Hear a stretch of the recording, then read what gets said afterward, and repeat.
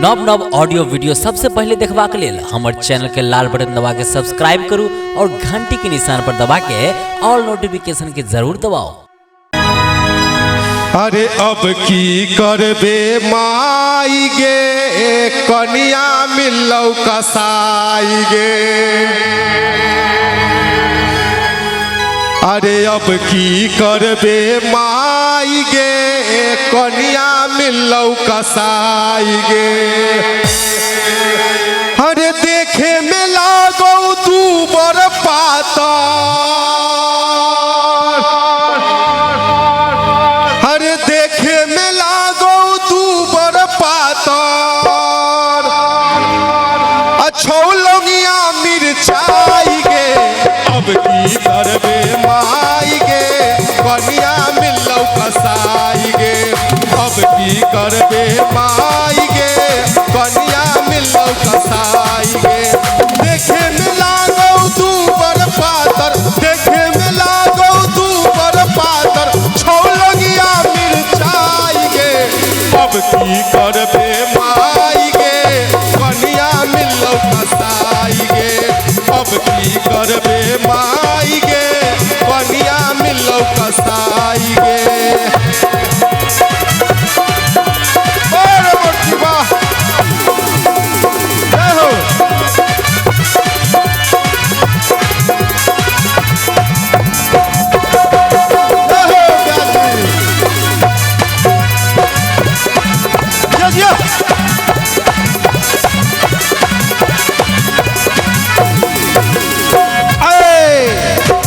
और चाल चलन के बारे में दो लाइन सुन ले।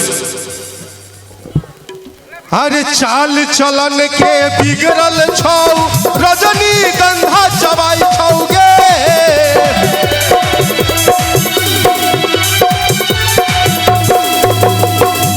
दू घंटा दोसरे से मोबाइल पर बतियाई छौ गे।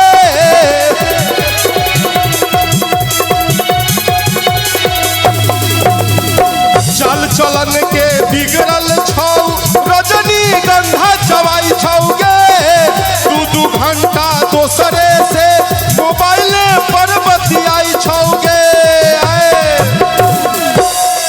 चाल चलन के बिगड़ल छौ आ रजनीगंधा चबाई छौ गे। हमको अभी दे दिए है रजनीगंधा। आ दू घंटा दोसरे से मोबाइल पर बतियाई छौ गे। आ तोहरा दे छौ नून भात चटनी, आ अपने खाई छौ मलाई गे। अब की करबे माई गे कनिया मिलौ कसाई गे। अब की करबे माई गे कनिया मिलौ कसाई गे। क्या बात है, जोरदार ताली बजना चाहिए राजा जी के लिए।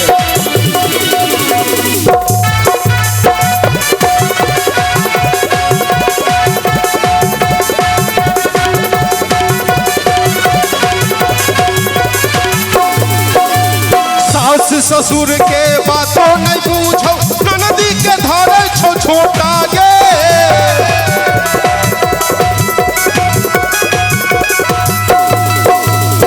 बड़का भैया समझावे छो, उनको देखावे छो सोटा गे।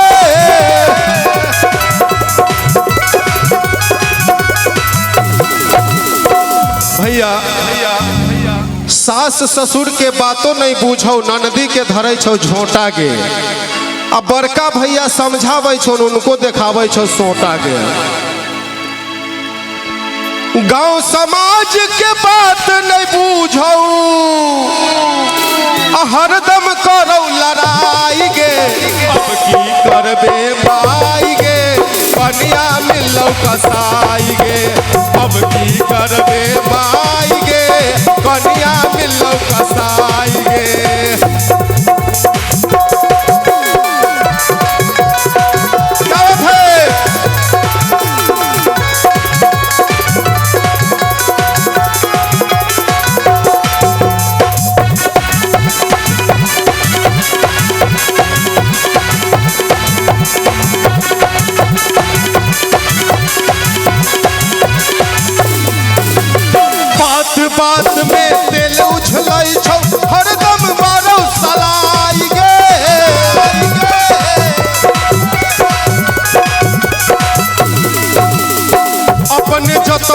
सबके ले जतऊ देतऊ पुलिस बुलाई गे।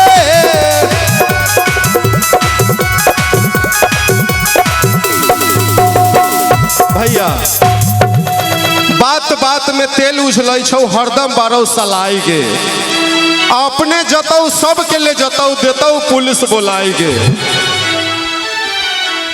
आ खाली सकल बलमुआ के गाना सुनाई छौ आ कान में हेडफोन लगाई गे। अब की करबे माई गे कन्या मिलौ कसाई गे।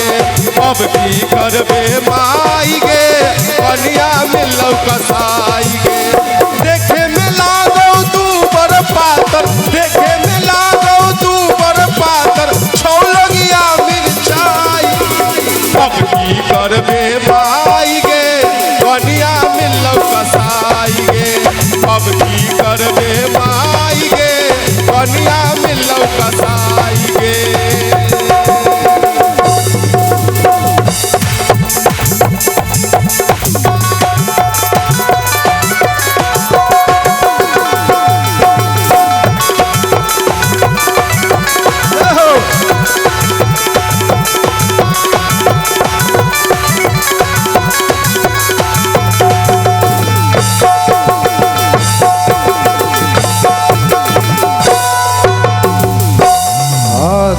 दू आदमी ढोल